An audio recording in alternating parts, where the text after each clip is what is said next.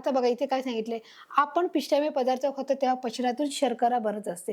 जे आता आपण परत मागे जाऊया, की जे आपण पिष्टमय पदार्थापासून पाहिलं होतं त्या घटकाबद्दल, की पिष्टमय पदार्थ हे कोणकोणत्या घटकापासून बनतात त्याला काय बोलतात? पिष्टमय पदार्थ. म्हणजे जे सगळे आहेत, जे काय ज्वारी आहे, गहू आहे, तांदूळ आहे, बाजरी आहे, हे सर्व जे घटक आहे यापासून असे सर्व पिष्टमय पदार्थ आपण काय करतो? खातो तेव्हा पचनातून शर्करा बनते. ज्यावेळी आपण पदार्थ खातो त्याच्यातून ही साखर काय होत असते, ही बनत असते आणि साखर कोणत्या स्वरूपामध्ये अजून आपण हे सगळे फळं खाल्ले की मग काय होतं, जे साखर त्याच्यात ॲड होत राहते, त्याच्यामध्ये जमा होते. हे सर्व पदार्थ बघा, हे सर्व पदार्थ मग काय करतो आपण जेव्हा खातो, पिष्टमय खातो तेव्हा त्याच्यापासून काय बनते, शर्करा बनतात. पिष्टमय पदार्थ खाल्ल्यावर त्या सर्व पदार्थातून काय बनते मुलांनो, शर्करा बनते. शर्करामध्ये म्हणजे साखरेचा जो गोड जो घटक आहे तो काय निघत असतो, जो द्रव हा निघत असतो आपल्या शरीरात, तो काय होत असतो, जमा होत असतो. बघा अशा प्रकारे आपण हे सर्व पदार्थ खाल्ले तर, आणि या शर्करेचे मंद ज्वलन होत असते. म्हणजे आपण जेव्हा ते पदार्थ खात असतो तेव्हाच ते खाल्ल्यानंतर जेव्हा त्याची वाढ होत असते त्या शर्करेची, तेव्हा काय होतं, शर्करेचे मंद ज्वलन होत असते. ज्वलन होते म्हणजे ते जळणे. ज्वलन म्हणजे जळणे. मंद म्हणजे कमी, हळुवारपणे की हळूहळू, असं एकसाथ नाही किंवा फास्ट नाही. त्याचं काय होतं, आपल्या शरीरामध्ये हर एक क्रिया कशी होते, संतपण होते. हर एक क्रिया कशी होते शरीरातली, की जे चयापाची क्रिया, जी आपण खाण्यापासूनची जी क्रिया, जी खाल्ल्यानंतर ते पचण्याची जी क्रिया, हर एक प्रकारचं जे काय असं जे गोष्टी असतात त्या गोष्टी त्यांच्या प्रोसेसनुसार चालत असतात. आणि त्याचप्रमाणे जेव्हा आपण पिष्टमय पदार्थ खातो त्या पिष्टमय पदार्थामधून काय होतं,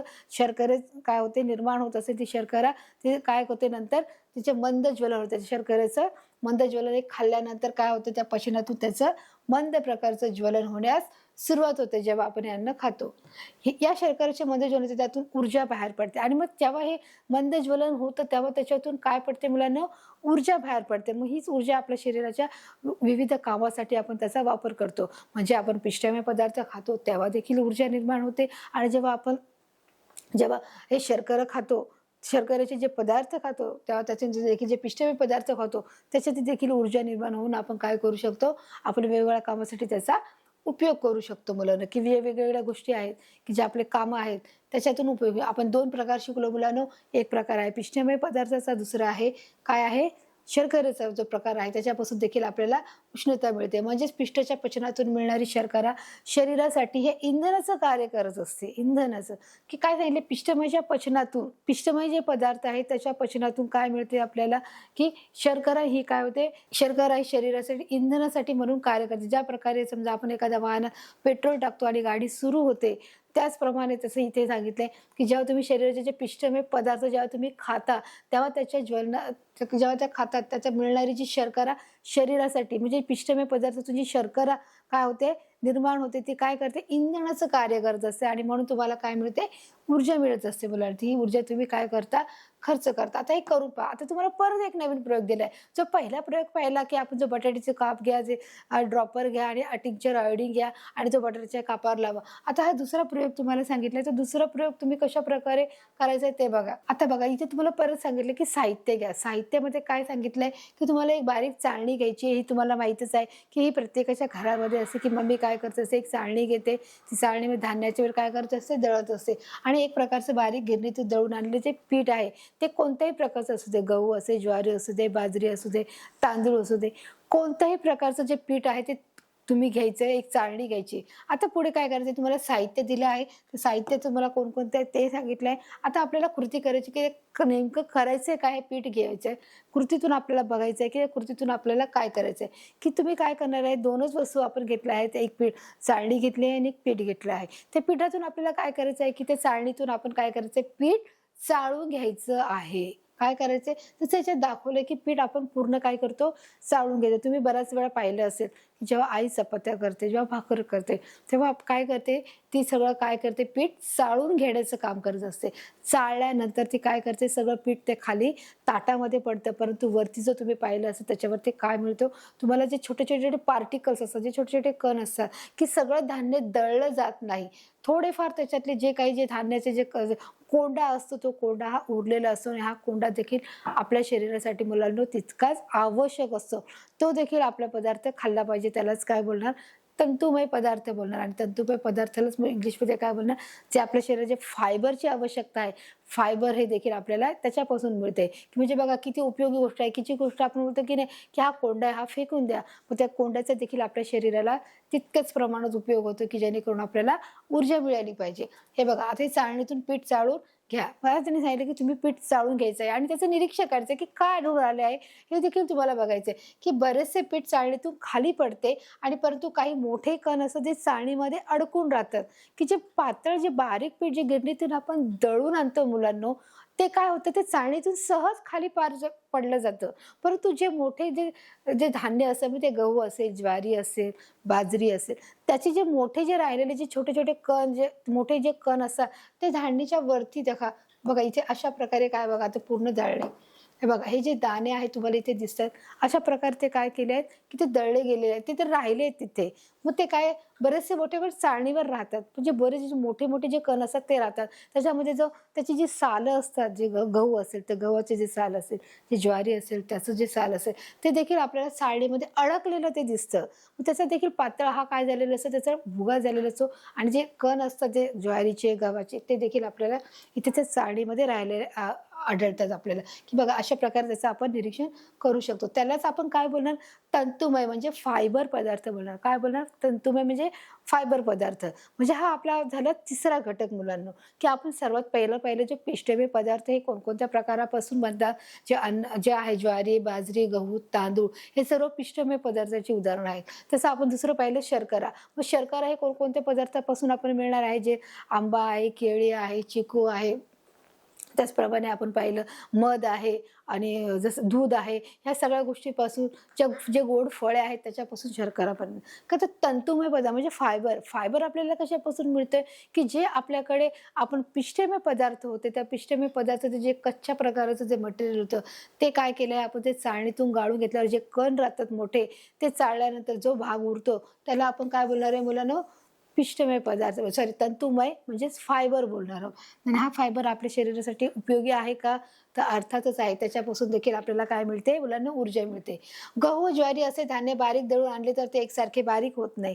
मी मगाशी सांगितलं, की जेव्हा कोणताही धान्य आपण जेव्हा दळून आणतो तेव्हा ते परिपूर्ण बारीक होत नाही. त्याच्यामध्ये छोटे-छोटे जे बारीक कण असतात मुलांनो, ते काय होतात? ते राहिले जातात आणि ते आपल्या चाळणीमध्ये अडकतात. म्हणजे अशा प्रकारे बघा जे बारीक पीठ होतं, जे गहू असो, ज्वारी असो, हे बारीक पीठ तयार होतं. ते आपल्याला वाटतं बारीक आहे. पण जेव्हा आपण चाळायला घेतो तेव्हा चाळणीमधून मुलांना काय दिसतं आपल्याला, की त्याच्यामध्ये बारीक-बारीक काय राहिलेलं असतं? कण राहिलेले असतात. बघा हे पीठ चाळून पाहिलं असतं चाळणीवर, चाळ शिल्लक राहतो. चाळ शिल्लक म्हणजे त्याचा जो एकदम बारीक प्रकारचे छोटे पार्टिकल असतात, ते त्याच्यामध्ये शिल्लक आपल्याला राहिलेलं दिसतात बघा. जेव्हा अशा प्रकारे काय असतात चाळ असते. हे पीठ चाळून आपण पाहतो आणि अशा प्रकारे तुम्हाला काय इथे दिसतं, की हे काय आहे बारीक चाळ आहे. त्यालाच आपण काय बोलणार कोंडा देखील आपण बोलू शकतो. बघा कोंडा म्हणजे ब्रॅन हा तंतुमय पदार्थ आहे. जो कोंडा आहे हा अशा स्वरूपामध्ये देखील मिळतो. मार्केटमध्ये देखील याची फार मोठी उपलब्धता आहे आणि याला खूप मोठ्या प्रमाणात मागणी आहे. जेणेकरून जे व्यायामशाळेमध्ये जातात त्यांना देखील ह्या गोष्टी घेण्यास सांगतात, की हे तंतुमय पदार्थ आहे. म्हणजे जे फायबर आहे, फायबरच्या ज्या पदार्थ आहेत ते देखील तो खाण्यास ते लोकं सांगत असतात, की तुम्ही फायबर हे आपल्या शरीरामध्ये गेलं गेलं पाहिजे. मग तुम्ही हे फायबर कसे घेऊ शकता?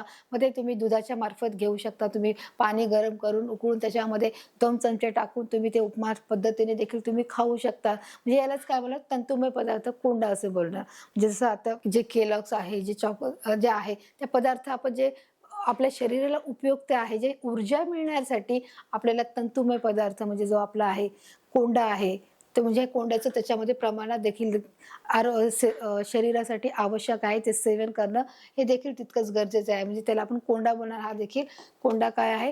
तंतुमय पदार्थ आहे. आता इथे काय सांगितलं अन्नमार्गात तंतुमय पदार्थाचा वेगळा उपयोग असतो, की अन्नमार्गामध्ये म्हणजे जेव्हा अन्न आपण जेव्हा खातो, तेव्हा तंतुमय पदार्थाचा एक वेगळा उपयोग असतो. का उपयोग असतो?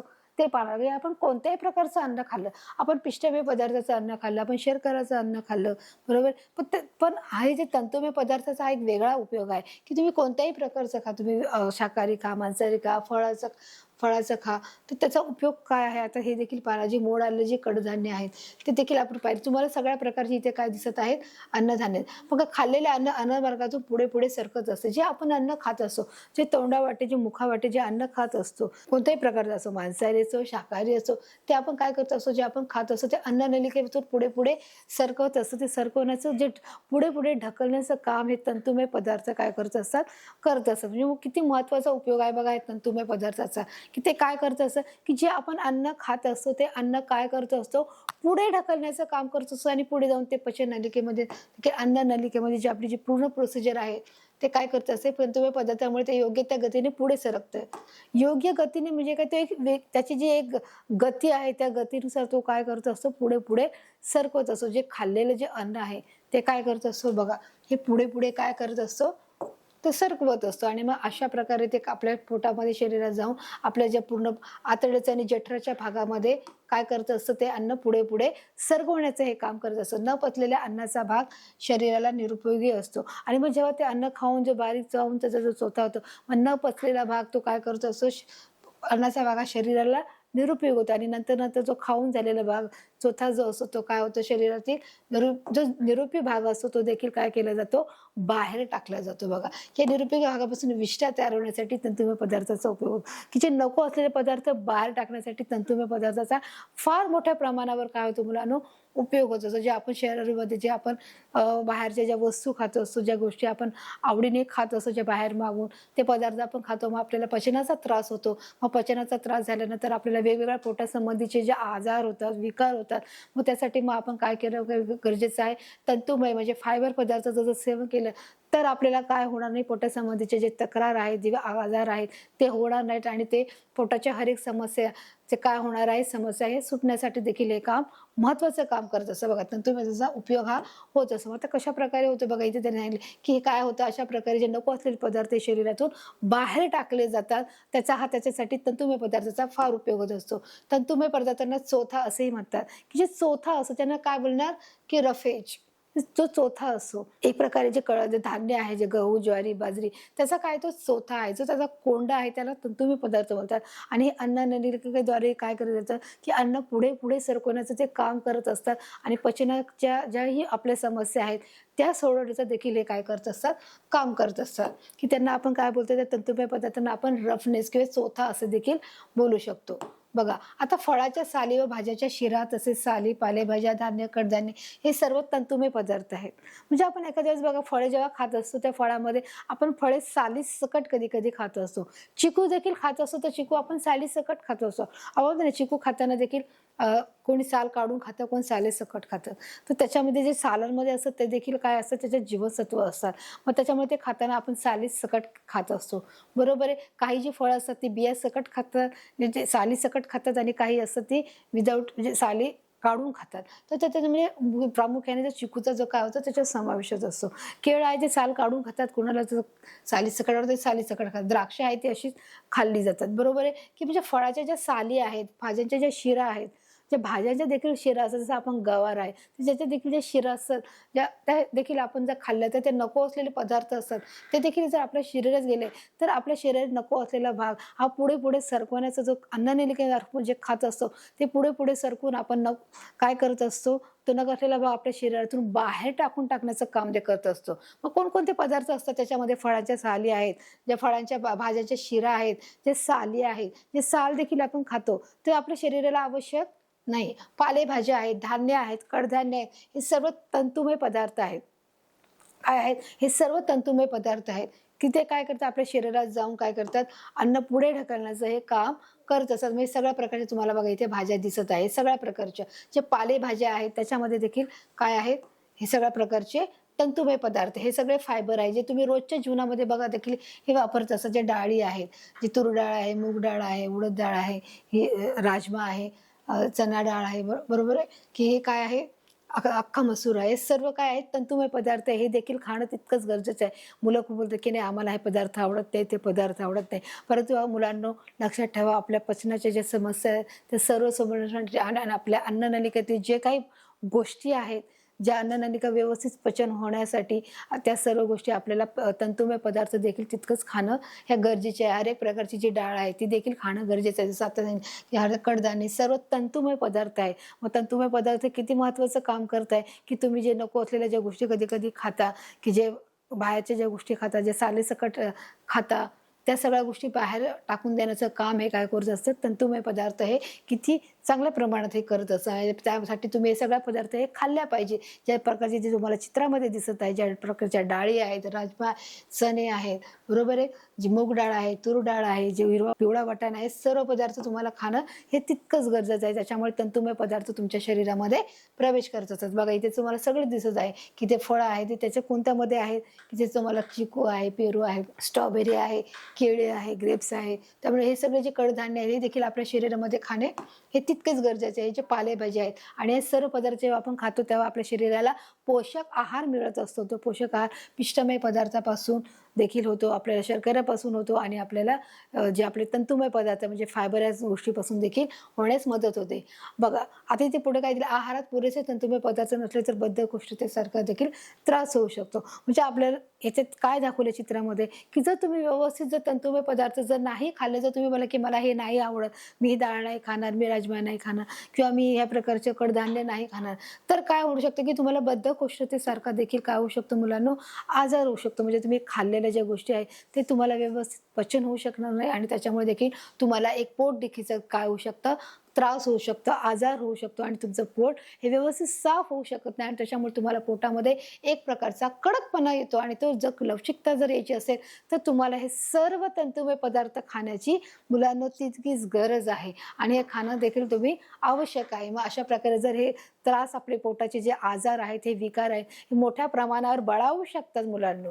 मग ते होऊ नये असं जर आपल्याला वाटतंय तर आपल्याला आपल्या पदार्थामध्ये पिष्टमय पदार्थ खाणं गरजेचं आहे. शर्करेचं प्रमाण, जे शर्करेचे जे पदार्थ आहेत ते देखील थोड्याफार प्रमाणामध्ये खाणं गरजेचं आहे आणि असे तंतुमय पदार्थ जे आता मी तुम्हाला जे सगळे सांगितले ते देखील खाणं तितकंच गरजेचे, जेणेकरून आपल्याला पुढे अशा प्रकारचे आजार होऊ नये. या आजारापासून, त्रासापासून आपल्याला काय बनायला पाहिजे, आपण या सुटका होणं गरजेचं आहे. त्याच्यामुळे इथे बघा तुम्हाला काय दिसत आहे, की एक प्रकारची जी थाळी आहे याच्यामध्ये सर्व प्रकारचे जे अन्नपदार्थ आहेत. आतापर्यंत आपण अन्नपदार्थामध्ये असणारे 3 प्रकारचे पदार्थ पाहिले, बरोबर आहे, की आपण 3 प्रकारचे पाहिले. आतापर्यंत काय पाहिलं, पिष्टमय पदार्थ पाहिला, शर्करा पाहिला आणि तंतुमय पदार्थ पाहिले. याच्यामध्ये कोणकोणते घटक येतात हे देखील मुलांना आपण अभ्यासलं आहे, की बघा ही अशा प्रकारची मग थाळी तयार होते. जे आपण आहार घेतो ते दुपारचा असो, संध्याकाळचा असो, या सर्व दोन्ही प्रकारच्या आहारामध्ये आपण पिष्टमय पदार्थाचा वापर करतो, आपण शर्करेचा वापर करतो आणि आपण तंतुमय पदार्थाचा देखील मुलांना वापर करत असतो. या तिन्ही प्रकारचा आपण वापर करतो तेव्हा काय होतं, आपल्याला शरीरामध्ये ऊर्जा निर्माण होते आणि आपल्या शरीरातील जे रक्ताची जी साखरची जी पातळी असते साखरेची ती देखील समप्रमाणात राहण्यास काय होते, तयार असते. किती जास्त उच्चही नाही होत, जास्त खाली जात नाही. साखरेचं प्रमाण हे नियंत्रित ठेवण्याचं काम देखील शर्करा करत असते. जे तंतुमय पदार्थ आहेत ते देखील काय करत असते, की आपल्या शरीरातले जे नको असलेले पदार्थ असतात ते टाकून देण्याचं काम, शरीराचे जे अन्न आहे ते पुढे पुढे ढकलण्याचं काम आणि जे नको असलेले पदार्थ जे विष्ठेद्वारे जे टाकून देण्याचं देखील ते काम करत असेल. अशा प्रकारे आपल्या पचनातील जे समस्या आहेत, जे बद्धकोष्ठतेचा त्रास आहे तो देखील त्याच्या तंतुमय पदार्थामुळे मुलांना तो होत नाही. मग अशा प्रकारे आपण 3 प्रकार आपण पाहिले आहेत. हे 3 प्रकार आपण आपल्या खाद्यपदार्थामध्ये आपण सतत आवर्जून खात असतो. गहू, ज्वारी, बाजरी, तांदूळ, डाळ, रोटी हे सगळं बघा तुम्हाला इथे त्याच्या पिठाच्या स्वरूपामध्ये देखील दिलं आहे, की बघा हे आहे सर्व पिष्टमय पदार्थ. जसं आपण याच्यामध्ये काय काय आहे, ज्वारी, गहू, बाजरी, तांदूळ हे सगळे काय आहेत, याचे पिठाचे बनलेले आहेत त्याला पिष्टमय पदार्थ, त्याच्यामध्ये स्टार्च आहे मुलांनो. हे आहे शर्करा, म्हणजे शर्कराचं मूळ स्तोत्र काय आहे, ऊस आहे. ऊसापासून काय बनवलं आपण, काय पाहिलं, ऊसापासून आपण साखर बनवली आणि आपण गूळ बनवला आहे. मग गोडाचा मूळ घटक काय आहे, स्तोत्र काय आहे, ऊस आहे. ऊसापासून आपण काय बनवतो, साखर आणि गूळ बनवतो आणि त्याचं देखील आपल्या शरीरातलं प्रमाण हे नियंत्रित ठेवण्यास मदत होते, साखरेचं प्रमाण. आपण तिसरा घटक पाहिला जे तंतुमय पदार्थ, तंतुमय पदार्थामध्ये हे सगळे घटक आले बघा, हे जे आपण रोजच्या जेवणामध्ये आपण वापरतो. ज्या सगळ्या प्रकारच्या ज्या डाळी आहेत, ते सर्व प्रकारचे जे चणे आहेत, जे हरभरे आहेत, जो राजमा आहे, जे काळे वाटाणे आहेत, पिवळे वाटाणे आहेत, हे सफेद वाटाणे आहेत अख्खा मसूर आहे, सगळ्या प्रकारचे जे डाळी तुम्हाला ज्या दिसत आहेत, हे देखील आपल्या शरीराला खाणं तितकंच गरजेचं आहे. आणि त्याच्यामुळे हे सर्व मिळून काय बनतं मुलांनो, याला काय म्हणतात, हे एकत्रितपणाने कार्बोदके म्हणतात, की जेव्हा आपण तिन्ही घटक एकत्र करतो त्याला आपण काय बोलतात, कर्बोदके. कर्बोदके बोलतात. काय म्हणणार आपण त्याला? हे कर्बोदके म्हणतात. हे एकत्रितपणाने पिष्ट म्हणजे कर्बोदकेचा मुख्य उपयोग म्हणजे शरीराला ऊर्जा प्राप्त करून देणे. म्हणजे तिघांचं कारण एकच आहे. मग तुम्ही पिष्टमय पदार्थ खा, तुम्ही शर्कराचे पदार्थ खा, तुम्ही तंतुमय पदार्थ खा. या तिघांचं मिळून काय होतं, आपल्या शरीराला ऊर्जा देण्याचं देखील हे काम करत असते. कार्बोदकेचा मुख्य उपयोग म्हणजे शरीराला ऊर्जा प्राप्त करून देणे. बघा ऊर्जा, आता आपण बघा याच्या ग्राफच्या माध्यमातून शिकणार आहोत की ते कार्बोदक आहे. मग कोणत्या कार्बोदकमध्ये काय आहे, पिष्टमय पदार्थ आहे, शर्करा आहे आणि तंतुमय हे पदार्थ हे देखील आपल्याला याच्यात आढळतात. आता आपण जर शिकणार ते 3 प्रकार तर आपण शिकले की आपल्या शरीराला कोणकोणत्या अन्न घटकाची गरज आहे हे मुलांना आपण पाहिलं आहे. आता आपण काय पाहणार की स्निग्ध पदार्थ हा एक चौथा घटक आहे. तो देखील आज आपण पाहणार की त्याच्यामध्ये कोणते प्रकार येतात, की ह्याची आपल्या शरीराला कोणत्या स्वरूपात गरज आहे आणि कोणते पदार्थ आहेत, हे स्निग्ध पदार्थ कोणते पदार्थ आहेत हे देखील आता आपण बघणार आहोत. बोलायचं की त्याला आपण काय बोलणार, फॅट्स बोलणार. तेल हा स्निग्ध पदार्थ आहे. आता हे तेल सगळ्यांच्या घरात असणार बरोबर आहे. तुम्ही देखील पाहिलं असेल की तेलातून आपण हर एक गोष्टी, जर तेलाशिवाय आपण भाजी करूच शकत नाही.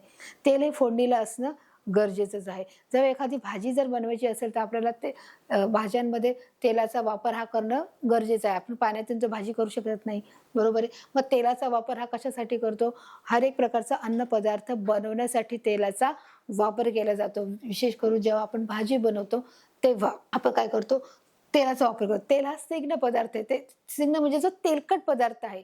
काय आहे, तो तेलकट पदार्थ आहे. स्निग्ध पदार्थ बघा. आता इथे काय तुम्हाला चित्रामध्ये दिलंय की एक जो कागद आहे, त्या कागदाला जर तुम्ही तेल लावलं तर काय होईल, स्निग्ध पदार्थ लावल्याने कागद काय होईल, अर्धपारदर्शक होतो. काय होतो, अर्धपारदर्शक होतो. म्हणजे तुम्ही जर सफेद कागद घेतलाय स्वच्छ आणि त्याला जर तेल लावला तर तो काय होतो, तो अर्धपारदर्शक होतो. म्हणजे तुम्हाला त्याच्यातून आरपार थोडंफार दिसू शकतं. जसं काचेतून कसं तुम्ही जेव्हा काचातून बघता तर तुम्हाला दुसरीकडे दिसतं. काच कशी असते, पारदर्शक असते की नाही मुलांनो? त्या काचेतून तुम्ही पाहता की तुम्हाला समोर काय चाललंय ते पण तीच एखादी भिंत असेल तर तुम्ही भिंतीतून तुम्ही सांगू शकता की तुमच्या समोर काय आहे, हे नाही तुम्ही सांगू शकत. कारण काय आहे, मध्ये जाड भिंत आहे, ते काय आहे दिसू शकणार नाही.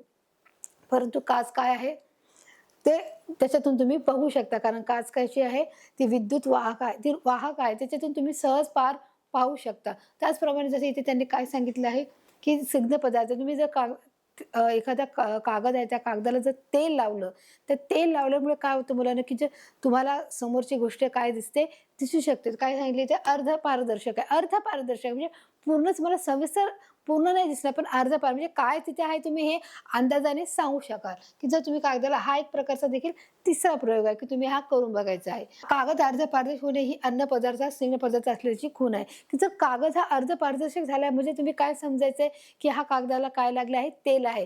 कागद हा स्निग्ध म्हणजे तेल हा स्निग्ध पदार्थ आहे. काय अन्न पदार्थात स्निग्ध पदार्थ आल्याची खूण आहे. अन्न पदार्थामध्ये काय आहे, स्निग्ध पदार्थ आहे, ही त्याची काय आहे, खूण आहे. म्हणजे ओळख आहे की त्याच्यामध्ये काय आहे, तेलकटपणा आहे. की या पदार्थामध्ये देखील काय असतो, तेलकटपणा असतो. बघा, अन्नातील स्निग्धता पदार्थापासून शरीराला ऊर्जा मिळते. आता परत तेच की आपण जे कार्बोदके पाहिले, ते सगळं पिष्टमय पदार्थ, शर्करा पदार्थ आणि जे तंतुमय पदार्थ याच्यापासून ऊर्जा मिळते. तसंच मुलांना अन्नातील स्निग्ध पदार्थामुळेही आपल्या शरीराला ही काय मिळते, ही ऊर्जा मिळते. म्हणजे आपण हे सर्व प्रकारचे जे आपले पदार्थ आहेत, स्निग्ध पदार्थ, मग त्याच्यापासून जे काय आहे, दही आहे, जे काही गोड पदार्थ आहे, जे दूध आहे, हे सगळे काय आहे, दुधामध्ये देखील काय आहे, तेलकटपणा आहे मुलांनो. की बघा तुम्ही कधी दूध पाहिलं, जेव्हा तुम्ही दूध गरम करता तेव्हा तुम्हाला थोडंसं त्याच्यात तेलकटपणा देखील दिसत असतो. म्हणजे तो देखील काय आहे, स्निग्ध पदार्थ आहे आणि त्याच्यामुळे देखील आपल्या शरीराला काय मिळते मुलांनो, ऊर्जा मिळत असते. बघा तुम्ही ते पाहू शकता, पिष्टातून मिळते त्यापेक्षा दुप्पट ऊर्जा स्निग्ध पदार्थातून मिळते. जो आपण पिष्टमय पदार्थ मुलांना पाहिला, त्या पिष्टमय पदार्थातून देखील जसं जेवढी आपल्याला ऊर्जा मिळते त्याच्यापेक्षा दुप्पट म्हणजे दुप्पट म्हणजे 2 पटीने काय मिळते आपल्याला ऊर्जा, या स्निग्ध पदार्थातून मिळते. मग ते पदार्थ बघा, हे सर्व प्रकारचे पदार्थ आहे की त्याच्यातून आपल्याला काय मिळतं, की जे आपण पदार्थ म्हणजे ब्रेड हा देखील काय आहे, स्निग्ध पदार्थ आहे. पनीर हा देखील स्निग्ध पदार्थ आहे. म्हणजे जे तेलाचे पदार्थ आहेत त्याच्यातून तेल मिळतं. हे बघा, परंतु आपल्या आहारात हे पदार्थ पिष्टमय पदार्थापेक्षा कमी प्रमाणात असतात. परंतु आपण काय करतो, ज्या पिष्टमय पदार्थ जे खातो, जे शर्करा खातो, जे तत्व त्याच्यापेक्षाही कमी प्रमाणामध्ये आपण काय खात असतो, हे प्रमाण खात असतो. जे आपले स्निग्ध पदार्थ आहे ते आम्ही कमी प्रमाणात खात असतो. त्यांनी काय सांगितलंय, की पिष्टमय पदार्थापेक्षा दुप्पट पटीने याच्यामध्ये काय आहे, ऊर्जा निर्माण होते. मग आपल्या हे पदार्थाचं सेवन आपल्याला जास्त पाहिजे का कमी पाहिजे? अर्थातच जास्त पाहिजे. आपल्याला ऊर्जा जर पाहिजे असेल, तर आपण याचं प्रमाण, स्निग्ध पदार्थाचं प्रमाण थोडंफार प्रमाणात हे देखील वाढवलं गेलं पाहिजे. आपण बोलतो की नाही नको, का तर आपण स्निग्ध पदार्थ खाल्लेला आपल्याला जाडपणा येतो, फॅटनेसपणा वाढतो. मग आपल्या शरीरावर वेगवेगळे आजार देखील होऊ शकतात जाडपणामुळे. मग आपण त्याच्यामुळे या गोष्टी टाळल्या जातात. पण यांनी काय सांगितलं, की आपल्या आहारामध्ये याचं प्रमाण काय आहे, स्निग्ध पदार्थाचं प्रमाण कमी आहे मुलांनो. म्हणून तो आपल्याला आहारात बघा हे पदार्थ आहेत, ते स्निग्ध पदार्थ त्याच्यामध्ये तुम्हाला ह्या ताटामध्ये दिसणार नाही. तुम्हाला पिष्टमय पदार्थ दिसतील, तुम्हाला फार फार तर तंतुमय दिसतील. शर्करेचं प्रमाण देखील थोडंफार प्रमाणात त्याचं जे स्वीट आपण म्हणतो ना, जेवण झाल्यावर काहीतरी स्वीट खावं, मग ते शर्करेचं प्रमाण पण तुम्हाला थोडं प्रमाणात दिसेल. पण स्निग्ध पदार्थ तुम्हाला दिसतो का इथे? मग काही लोक जेवणामध्ये स्पेशली काय करतात, जेवण झाल्यानंतर जेवण पचण्यासाठी ताकाचा वापर करतात. जेवण झाल्यावर ते कमीत कमी ते 1 ग्लास काय पितात, ताक पितात, जेणेकरून जेवण हे व्यवस्थित पचन केलं पाहिजे. किंवा काही लोक दही खातात. मग त्याच्यामध्ये देखील काय आहे, की त्याच्यामध्ये देखील स्निग्ध पदार्थ आहे. दह्यामध्ये, ताकामध्ये, दुधामध्ये, मधामध्ये, ते आपल्या तुपामध्ये हे देखील काय आहेत, स्निग्ध पदार्थ याच्यामध्ये आपल्याला आढळतात. बघा हे प्रमाण याच्यामध्ये आढळत आपल्याला नाहीये. म्हणून त्याच्यामुळे ते काय काय प्रमाण कमी आहे. दुधापासून मिळणारी साय, लोणी, तूप, अळसापासून मिळणारे तेल ही स्निग्ध पदार्थाची उदाहरणे. आता त्यांनी उदाहरणे सांगितली, की कोणापासून काय मिळते, की दुधापासून काय मिळते, दुधापासून साय मिळत आहे, दुधापासून लोणी आणि तूप मिळत आहे. आणि जे वनस्पतीपासून मिळणारे जे तेल आहे ते देखील आपल्या शरीराला किती आवश्यक आहे हे देखील मुलांना आपण इथे पाहिलं. ही त्याची उदाहरणे आहेत, की याचा देखील दैनंदिन जीवनामध्ये आपण वापर करणं हा तितकंच गरजेचं आहे मुलांनो. की ते मग तुम्ही पाहू शकता, की अशा प्रकारे स्निग्ध पदार्थाची उदाहरणं आहेत. आहारात आलेल्या स्निग्ध पदार्थाचा पासून शरीरात चरबी तयार होते. म्हणजे आपण काय करतो, की आपले शरीरामध्ये स्निग्ध पदार्थापासून काय होतं, चरबी वाढते. आपलं चरबीचं प्रमाण जे आहे फॅटचं वाढतं. चरबीचा एक थर आपल्या त्वचेखाली असतो. बघा तुम्हाला इथे दिसत आहे, की जो चरबीचा जो एक थर आहे तो काय आहे, आपल्या त्वचेच्या खाली त्याची उंची आहे ती काय आहे, वाढत आहे. आणि त्याच्यामुळे चरबीच्या थरामुळे अंतर्देहांना संरक्षण मिळते, की जे आपले इंटरनल जे ऑर्गन्स आहेत त्यांना काय मिळतं, एक प्रकारचं संरक्षण मिळतं. आणि बाहेरून शरीरावर मार लागला तरी हाडांना किंवा इतर आंतरदेहांना लगेच इजा या होत नाहीत. की ज्या प्रकारे जसं तुम्ही एखादा मार तुम्हाला लागला असेल, चालताना तुम्ही पडला असाल, गुडघ्यावर लागलं असेल, तर तुम्हाला बाहेरून जखम होते, परंतु ती जखम आतून होत नाही. हे देखील तुम्हाला लक्षात आलं असेल, की जे आतले जे इंटरनल जे ऑर्गन्स आहेत आपले ते काय राहतात, सुरक्षित राहतात. आपले जे अवयव आहे शरीरातले आतले ते काय राहतात, सुरक्षित राहतात. आणि त्याच्यामुळं हे फॅट्स काय होतात, की त्याच्या चरबीचा जो अतिरिक्त जो भाग आहे तो जमा झाल्यामुळे आपलं जो बाहेरील जे आवरण आहे त्याच्यामुळे आपले इंटरनल ऑर्गन्स काय राहतात, हे सुरक्षित राहतात, त्यांना इजा होत नाही मुलांनो. आता आपण बघा पुढे पाहणार आहोत, की प्रथिने. प्रथिने म्हणजेच काय मुलांना, की प्रोटीन सांगितलं. की प्रोटीन म्हणजे काय, की प्रोटीन हे कोणत्या कोणत्या अन्न घटकामध्ये आहे हे देखील मुलांनो आपण की पाहणार आहोत. की प्रोटीनचं देखील काय काम आहे, की ऊर्जा निर्माण करायचं आणि शरीराला जे अन्न घटकाची जी गरज आहे ती देखील पुरवण्याचं काम जे आहे ते प्रोटीन हे करत असतं मुलांनो. बघा आता इथे काय तुम्हाला सांगितलं आहे, की इथे तुम्हाला एक प्रकारची भिंत दाखवली आहे. त्या भिंतीमध्ये काय आहे, की कोणत्या प्रकारे भिंत बांधताना कोणत्या गोष्टीचा वापर इथे करण्यात आलेला आहे. जसं भिंत बांधत असताना दगड आणि माती याचा विशेष करून काय विटांची गरज असते, तसेच आपल्या शरीराच्या बांधणीसाठी देखील आपल्याला विटॅमिनची काय असते, आपल्याला प्रोटीनची काय असते, म्हणजेच प्रथिनेची काय असते मुलांना गरज असते. आणि ही गरज देखील आपण कोणत्या अन्नपदार्थातून मिळणार हे देखील आपण पाहणार आहोत. जसं तुम्हाला भिंतीचं उदाहरण सांगितलं, की जसं एक संरक्षक भिंत आहे, त्या भिंतीमुळे तुम्ही मजबूत उभे राहू शकता. मग त्याच्यासाठी तुम्हाला काय करणं गरजेचं आहे, प्रथिने हे आपल्या शरीरात आवश्यक एक असा एक घटक आहे. इथे बघा तुम्हाला काय सांगितलं, की काय आहे, ती प्रथिने आहेत. ही कशा प्रकारे, की संरक्षकाचं एक काम करत असते. ते शरीराच्या बांधणीसाठी, की ती मजबूत राहण्यासाठी शरीराची सतत झीज होत असते. झीज होते म्हणजेच काय मुलांना, की तुम्ही जेव्हा शाळेत जाता, शाळेतून घरी येता, तुम्ही जेव्हा बागेत खेळायला जाता, गार्डनमध्ये खेळायला जाता, तर तुम्ही एक प्रकारे जेव्हा जेव्हा पीटीचा पिरियड असतो, जेव्हा तुम्ही खेळताय, वेगवेगळे तुम्ही खेळ खेळत असता, त्याप्रमाणे तुम्हाला शरीराची काय होत असते, झीज होत असते. तुम्ही बाहेर फिरायला जाता, आपल्या शरीराची झीज होते आणि ही झीज जर आपल्याला भरून काढायची असेल तर काय करावं लागेल आपल्याला प्रथिने आणि जे आपण पदार्थ आपण शिकलो की कोणते कोणते जे अन्न घटक आहेत ते अन्न घटक आपल्या शरीरात खाणे हे कितपत आपल्याला गरजेचं आहे. झीज होणे म्हणजेच काय मुलांनो, की आपल्या शरीरातील जे आपण अन्न घटक खात आहोत त्याची कमतरता जाणवणे किंवा ते कमी होणे, मग ती भरून काढणे. मग ती भरून कशी काढणार, की म्हणजे प्रथिनेद्वारे देखील आणि जे वेगवेगळे कार्बोदक आहेत त्या सर्व घटकाचा आपण अन्न घटकामध्ये काय करतो, प्रवेश करत असतो. एखाद्या वेळेस शरीराला छोटी किंवा मोठी इजा होत असते, की जेव्हा आपण चालताना खेळताना किंवा काय होते आपल्या शरीराला एक प्रकारे इजा होत असते. मग आपल्या हाताला लागतं, पायाला लागतं आणि मग ते काय होतं आपल्याला त्रास होतो. मग आपण काय करतो, की त्याच्यावर आपण थोडंफार औषध लावतो. जसं आपण मगाशी शिकलो, की टिंक्चर आयोडीन असतं ते आपण लावतो. ते काय करतं, जखम भरून काढण्याचं ते काम करत असतं आणि जखम भरल्यानंतर मग काय करत असतो, की काही वेळेस आपण कधी-कधी आपलं दुर्लक्ष जातं, आपण लक्ष देत नाही. जी आपली जखम असते मग ते काय करते, की जे आपल्या शरीराची जी त्वचा आहे ती जखम आपोआप भरून येण्यास काय करते मुलांनो, ती मदत करत असते, की ती आपोआप ते काय होते, ती नीट होते. त्याची दुरुस्ती आपल्या नकळतच होऊन जाते, की आपले लक्षही लक्षात राहत नाही, की ते आपल्याला तिथे मलम लावायचं होतं, तिथे औषध लावायचं होतं. त्याची दुरुस्ती असते. जिथे खरचटलं आहे, जिथे लागलं आहे, तिथे काय होतं आपोआप ते काय होतं नकळत त्याच्या त्या सर्व भागाची काय होते दुरुस्ती होते. म्हणजे जी आपली त्वचा आहे ती जर सांडली गेली असेल, तिला जर खरचटली गेली असेल, तर ते आपोआप ते काय असते त्याची बांधणी होते. आपोआप त्याची दुरुस्ती ही काय केली जाते, वेगवेगळ्या पेशींद्वारे काय केलं जातं, ते बांधणी केली जाते आणि ती नीट होते आणि ती पूर्ववत होण्यास त्याचा गोष्टी घडून येतात. त्यासाठी प्रथिनेची गरज असते. मग त्यासाठीच आपल्याला काय गरज असते, प्रथिनेची गरज असते. एखाद्या भागाला मार लागला, एखाद्या गोष्टीला खरचटलं, जळालं असेल तर काय करतो आपण, त्या गोष्टीचा आपण प्रथिने आपल्याला गोष्टीची आवश्यक आहे. शरीराची वाढ होत असताना तर प्रथिनेची भरपूर प्रमाणात गरज असते. जेव्हा आपल्या शरीराची ही वाढ होत असते तेव्हा आपल्याला भरपूर प्रमाणामध्ये प्रथिनेची ही गरज असते, जेणेकरून त्याच्यामध्ये सोडियम आहे, मॅग्नेशियम आहे, सल्फर आहे, त्या सर्व प्रथिनेची आपल्याला मोठ्या प्रमाणात गरज असते. आणि तसंच आपल्याला थोड्या प्रमाणात गरज असते ती लोह आहे, तांबा आहे, निका हे सर्व गोष्टीची आपल्याला काय आहे गरज असते. मग ते देखील जे आपल्याला जास्त प्रमाणात जे प्रथिने आहेत ते देखील आपल्या शरीराला आवश्यक आहे आणि जे कमी प्रमाण आहे त्याचं देखील आपल्याला आपल्या जेवणामध्ये अन्न घटकामध्ये त्याची ही गरज असते. म्हणून त्यांनी काय सांगितलं, की शरीराची वाढ म्हणजे जेव्हा तुम्ही वाढत असता, तुमची उंची वाढते, तुमची बौद्धिकता आणि तुमचं शरीर हे जेव्हा वाढत असतं तेव्हा तुम्हाला प्रथिनेची एक विशेष करून ही गरज असते. कारण शरीराच्या वाढीसाठी तुम्हाला प्रथिने ही आवश्यक आहे मुलांनो. आणि त्याच्यामुळे तुम्हाला काय करणं गरजेचं आहे, ही प्रथिने शरीरामध्ये गेल्यास त्याची वाढ, रोगप्रतिकार शक्ती ही वाढत असते. बघा, मग ही प्रथिने येणार कशी, म्हणजे ही प्रथिने कोणत्या तुम्हाला घटकातून मिळू शकते, की जेणेकरून तुम्हाला हे घेणं गरजेचं आहे.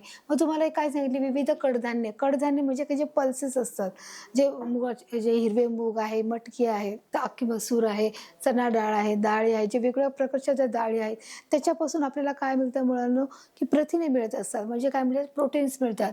तसेच तुम्हाला अजून कशात मिळतात, डाळी आहे, शेंगदाणे आहे, दूध आहे, दही, रवा, खवा, पनीर यासारखे दुधाचे जे पदार्थ आहेत या सर्वापासून आपल्याला काय मिळतं मुलांनो, सर्व आपल्या प्रकारचे प्रथिने जे मिळत असतात, जे आपण अन्नामध्ये याचं सेवन करणं हे तितकंच गरजेचं आहे. की बघा, दूध, दही आणि खवा, पनीर हे देखील दुधापासून बनलेले जे पदार्थ आहेत त्याच्यापासून काय मिळतं आपल्याला अन्नपदार्थ. बघा, हे काय कडधान्य आहे, डाळी आहेत, शेंगदाणे आहे आणि दूध आहे, खवा आहे, पनीर आहे, हे सर्व पदार्थ आहेत ते दुधापासून बनलेले पदार्थ आहेत. यापासून आपल्याला काय मिळतं आहे, बघा, अंडी आहे, मांस व मासे ही देखील प्रथिनाचे मुख्य स्रोत आहेत. बरोबर आहे मुलांनो, की जो मेन घटक आहे, जे आपल्याला जर हे सगळ्या गोष्टी कुठून मिळतात, हे प्रथिनेचे काय मुख्य स्रोत आहे, काय आहे, दूध आहे, अंडी आहे, मांस आहे, मासे आहेत, हे प्रथिने आपल्याला तिथून मिळत असतात, की जे आपल्या शरीरामध्ये या प्रथिनांची आपल्याला आवश्यक असतं. बरोबर मुलांनो, म्हणजे प्रोटीनची आपल्याला काय आहे, ही आवश्यकता आहे. ही देखील आपल्या शरीरामध्ये तितकेच खाणे ही गरजेचे आहे, रोगप्रतिकार शक्ती वाढवण्यासाठी, ऊर्जा वाढवण्यासाठी, शरीराचा जो थकवा आहे ते दूर करण्यासाठी. प्रथिने मिळवण्यासाठी आपल्या रोजच्या आहारात डाळी व कडधान्य तसेच दूध व दुग्धजन्य पदार्थ हे देखील सेवन करणे तितकेच गरजेचं आहे. त्याचा समावेश करणे तितकंच गरजेचं आहे. जसं कडधान्याचा वापर करणं गरजेचं आहे. तसे दुधापासून बनवलेले जे पदार्थ आहेत त्याचं देखील सेवन करणं गरजेचं आहे. दूध व दुग्धजन्य, दूध म्हणजे दूध आणि दुधापासून जे बनलेले जे पदार्थ आहेत त्याला बोलणार दुग्धजन्य पदार्थ.